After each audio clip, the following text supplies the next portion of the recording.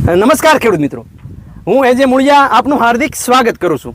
ખેડૂત મિત્રો, ખેડૂત ખુશ તો બધા ખુશ. આ વાત લઈને આપણે દર વખતે ખેડૂત મિત્રોને મળીએ છીએ અને ખેતીની જે છે એ કંઈક ને કંઈક નવી માહિતી એ મિત્રો આપણે મેળવવાનો પ્રયત્ન કરીએ છીએ. ખેતીની અંદર કેમ ખર્ચ ઘટે, કેમ વધારે ઉત્પાદન મળે, ખેતી જે છે એ માણસો કેમ જે છે પોતાની જીવતી કરી શકે, જૈવિક ખેતી તરફ કેમ ખેડૂતો પાછા વળે, એના માટેના મિત્રો આપણા હંમેશના પ્રયત્નો હોય છે. આપણે જે ખેડૂતોને વાત કરીએ છીએ કે ભાઈ જમીનની અંદર જીવતા જીવડા વધવા જોઈએ, જીવતા જીવડાની સંખ્યા વધશે તો આપોઆપ જે છે એ જમીન ઉપજાઉ બનવાની છે અને ઉપજાઉ જમીન જે છે જો બનશે તો આપોઆપ જે છે આપણે ખેડૂત મિત્રોને એ ખર્ચાની અંદર ઘણો બધો બેનિફિટ થશે. મિત્રો, હાલ સૌરાષ્ટ્રની અંદર શિયાળુ પાકોમાં ડુંગળીનું મોટા પ્રમાણમાં વાવેતર થયું છે. એ પછી સાંટિયું વાવ્યું હોય, કળીનું વાવ્યું હોય, રોપ વાવ્યું હોય, પણ ડુંગળીનું વાવેતર વધ્યું છે એ 100%ની વાત છે. ત્યારે આ ડુંગળીના પાકની અંદર મિત્રો જે અમે ભલામણ કરીએ છીએ એ પ્રોડક્ટ વાપરવાથી ખેડૂતને શું ફાયદો છે એ આપણે અમારા ખેડૂત મિત્ર પાસેથી જ જાણવાનો પ્રયત્ન કરીએ. સૌપ્રથમ ભાઈનો પરિચય લઈ અને ત્યારબાદ જે છે એ મિત્રો આ ડુંગળીની અંદર એ અમે જે ભલામણ કરેલી પ્રોડક્ટ જે કેવી રીતની વાપરી, કેટલા દિવસ પહેલાં વાપરી અને આ વાપરવાથી શું ફાયદો થયો એ ભાઈના મોઢે સાંભળીએ. આપનો પરિચય. મારું નામ ચંદુભાઈ વાલજીભાઈ કોરાટ, ગામ ખંભાળિયા, તાલુકો ભેસાણ, જિલ્લો જુનાગઢ. તમારો મોબાઈલ નંબર ચંદુભાઈ? 63 545 38 958. હવે ચંદુભાઈ, આ વખતે કેટલા વીઘામાં ડુંગળીનું વાવેતર કર્યું છે? આ ડુંગળીનું વાવેતર 5 વીઘામાં. 5 વીઘામાં ડુંગળીનું વાવેતર કર્યું છે. કઈ વેરાયટી જે છે પસંદ કરી છે? આ નાસિક વેરાયટી લાલ પત્તી જે છે વાવેતર કર્યું છે. 1 વીઘામાં કેટલું બિયારણ નાખ્યું છે? 1 વીઘામાં 1 કિલો બિયારણ. 1 વીઘામાં 1 કિલો બિયારણ નાખ્યું છે. કેટલા સમય થયો છે આ ડુંગળી વાવી? આ ડુંગળી વાવી અને 1 મહિનો ને 10 દિવસ. 1 મહિનો ને 10 દિવસ થયા છે. બરોબર છે. પાયામાં કયા કયા ખાતરોનો ઉપયોગ કર્યો છે? પાયામાં એનપીકે અને આપણે સલ્ફર. હા, એ કેટલું આપ્યું છે? 1 એકરમાં? 1 એકરમાં 2 થેલી આપી. 1 એકરમાં 2 થેલી આપેલું છે.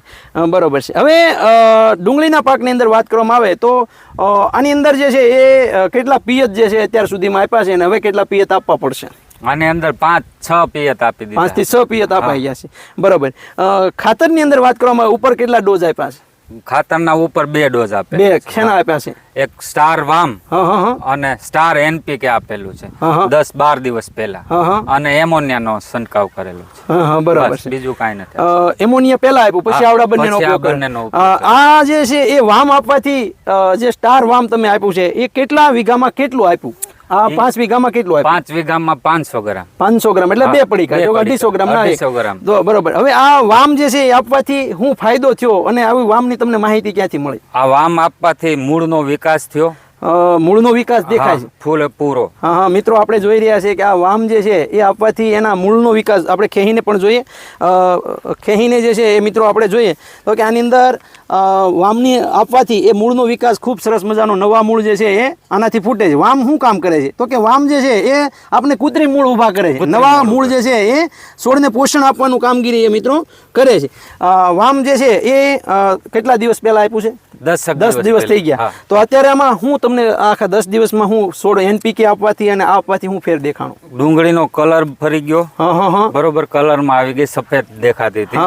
એનપીકે અને વામ આપવાથી ડુંગળી કાળી બની ગયા, કલરમાં આવી ગઈ. બરોબર. અને મૂળનો વિકાસ થયો, છોડની વૃદ્ધિ થઈ. હા, નગર આટલો બધો છોડ જબરો નતો, નબળો હતો, એને બદલે છોડ સારો થઈ ગયો, તંદુરસ્ત છોડ જે છે બન્યો છે. મિત્રો, આ જે છે એ એનપીકે ના બેક્ટેરિયા આપણે આપી દઈએ તો જમીનમાં તો જે આપણું જે ફોસ્ફરસ આપ્યું છે, પોટાશ પડ્યું છે, જમીનમાં નાઇટ્રોજન પડ્યું છે, એ તો છોડમાં જમીનમાં પડ્યું છે. પણ જે અલભ્ય સ્વરૂપમાં એને લભ્ય સ્વરૂપમાં ફેરવવાની કામગીરી એ આ એનપીકે ના બેક્ટેરિયાઓ કરશે અને આ બેક્ટેરિયાઓ જમીનમાં આપવાથી એ રાત દિવસ જે છે મહેનત કરે. એટલે એનું પોષણ આપવાનું કામ એ મિત્રો એને જે જરૂરી જે છે એ પોષક તત્વો જે છે એ છોડને આપે છે. સાથે સાથે વામ આપ્યું છે તો વામ જે છે એ છોડને કુદરતી જે કહેવાય કે કુદરતી જે મૂળ જે છે એ મૂળનો વિકાસ કરાવે છે. જેને પોષણની જરૂર હોય ત્યારે એ પોષણ પોતાની પાસે ખેંચાવીને અપાવે છે. મિત્રો, આ એનપીકે ના બેક્ટેરિયા આપતા પહેલા ખાસ ધ્યાન એ રાખવાનું છે કે 2 દિવસ કે 3 દિવસ પહેલા કોઈ ખાતર આપેલું હોવું જોઈએ નહીં. ત્યારબાદ જે છે આપ્યા પછી પણ 2-3 દિવસ કોઈ ખાતરો આપવાના નથી. આ એક આના ખાસ ધ્યાન રાખવાની વાત છે. 250 ગ્રામ જે છે એ એનપીકે ના બેક્ટેરિયાના શું ભાવ છે? કેવી રીતના તમે આપ્યું છે? એના ભાવ કેવા? 250 ગ્રામના 410 રૂપિયા. 410 રૂપિયા જે છે એ એનપીકે ના છે. બરોબર. વામના કેવા ભાવ છે? 550 રૂપિયા 250 ગ્રામ. હા 550 રૂપિયાનો ભાવ જે છે એક વામના પેકેટના છે. મિત્રો તો તમને જે છે એ આ ખેડૂતોને આપણે કહેવું હોય કે આ તમે વામ અથવા NPK ના બેક્ટેરિયા વાપરો તો તમે શું કહો છો ખેડૂતોને? વપરાય, જોરદાર વપરાય.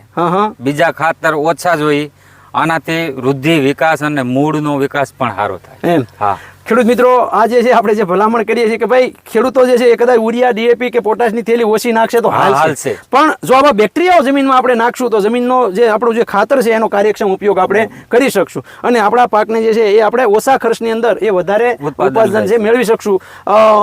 10-12 દિવસની અંદર જે છે એ છોડીને વૃદ્ધિમાં, ફાલ ઓલા કહેવાય કે એની વિકાસમાં, બરોબર, અને એના મજબૂત છોડ જે છે એ બન્યો છે. ખૂબ સરસ મજાની માહિતી આપણને સંધુભાઈ આપી. સંધુભાઈ, આપનો મોબાઈલ નંબર ફરીવાર આપો જેથી કરીને અમારા ખેડૂત મિત્રોને કોઈને તમને પૂછવું હોય તો સીધા પૂછી શકે. 63 545 38 958. આ મિત્રો અમારા સંધુભાઈનો નંબર છે. આપણો તુલસી એગ્રો ઇનોવેટિવનો નંબર છે, હેલ્પલાઇન નંબર, એ પણ તમે નોંધી લો. 9231 93 આ નંબર પર મિત્રો ફોન કરીને ડુંગળીના પાકની વૈજ્ઞાનિક ખેતી પદ્ધતિ વિશેની માહિતી, એ સિવાય આ તમારે સ્ટાર NPK અથવા તો જે છે એ સ્ટાર વામ આ જે છે એ ક્યાં મળશે, ગુજરાતના કયા ખૂણા ઉપર, કયા તાલુકામાં, કઈ જગ્યાએ મળશે, એ આ નંબર પર ફોન કરીને તમે મેળવી શકશો. અથવા જે છે એ ઓનલાઈન પણ જે છે આ નંબરથી તમે આ માહિતી અથવા તો ઓનલાઈન પણ તમે ખરીદી કરી શકશો. સંધુભાઈ, અમારા ખેડૂત મિત્રો માટે આપણે ખૂબ સરસ મજાની માહિતી આપવા બદલ હું એજે મૂળિયા આપનો ખૂબ ખૂબ આભાર માનું છું. ખેડૂત મિત્રો, ખેડૂત ખુશ તો બધા ખુશ.